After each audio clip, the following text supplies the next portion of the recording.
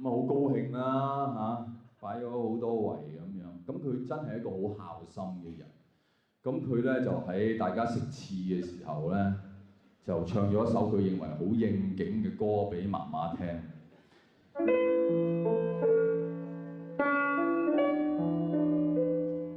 長夜空虛只我為舊事，明月朗相對連無神，連無塵愛心又善像碧玉，懷念怎不悲莫敢媽媽。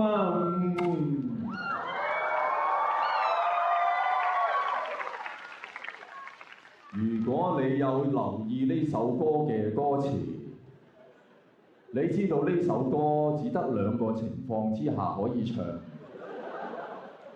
第一就係你好細個已經離開咗香港啦，離開咗媽媽，所以你咪可以懷舊時念母親悲莫禁啦。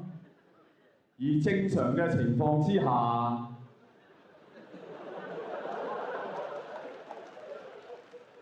就係阿伯母已經唔喺度，而家阿伯母生勾勾喺正你面前，你就同佢唱我懷念你，悲莫禁，你做乜鬼嘢啊？